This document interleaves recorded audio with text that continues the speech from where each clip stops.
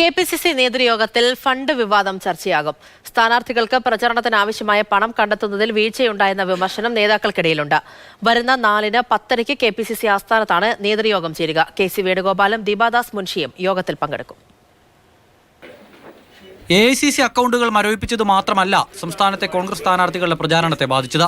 പ്രവർത്തകർക്ക് നാരങ്ങാവെള്ളം കുടിക്കാൻ പോലും പണമില്ലെന്ന് പറഞ്ഞത് പ്രതിപക്ഷ നേതാവാണ്. തുടക്കത്തിൽ UDF സ്ഥാനാർത്ഥികൾക്ക് പ്രചാരണ രംഗത്ത് സജീവമാകാൻ കഴിഞ്ഞിരുന്നില്ല. ഇത് തിരഞ്ഞെടുപ്പിനെ ബാധിക്കുമെന്ന് സ്ഥാനാർത്ഥികൾ മുന്നറിയിപ്പ് നൽകുകയും ചെയ്തിരുന്നു.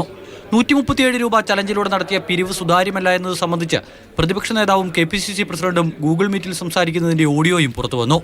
തിരഞ്ഞെടുപ്പിന് ഫണ്ട് കണ്ടെത്തുക എന്ന ലക്ഷ്യം കൂടി വെച്ചാണ് സമരാഗ്നിയുമായി ബന്ധപ്പെട്ട പിരിവ് നടത്തിയത്. ഓരോ മണ്ഡലം കമ്മിറ്റിയും 1 ലക്ഷം രൂപ വീതം പിരിക്കാനായിരുന്നു നിർദ്ദേശം. ഇങ്ങനെ പിരിഞ്ഞു കിട്ടിയ തുകയുടെ വിനിയോഗത്തിലും ഒരു വിഭാഗം നേതാക്കൾക്ക് അതൃപ്തിയുണ്ട്. തിരഞ്ഞെടുപ്പ് അവലോകനത്തിനായി ചേരുന്ന നേതൃയോഗത്തിൽ ഇക്കാര്യവും ഉയർന്നുവരും. നിലവിൽ കെ.പി.സി.സി പ്രസിഡന്റിന്റെ ചുമതല MM ഹസനാണ്. ഫണ്ട് വിഷയത്തിലെ പരാതികൾ നിലനിൽക്കുന്നതിനാൽ തിരഞ്ഞെടുപ്പ് ഫലം വരും വരെ ഹസൻ തുടരട്ടെ എന്നാണ് ഭൂരിഭാഗത്തിന്റെയും നിലപാട്. ഇത് അംഗീകരിക്കാനാകില്ലെന്ന് സുധാകരപക്ഷവും പറയുന്നു. എന്തായാലും അസ്വാരസ്യങ്ങൾക്ക് വഴിവെക്കുന്നതാണ് ഫണ്ട് വിവാദം. മാതൃഭൂമി ന്യൂസ്, തിരുവനന്തപുരം.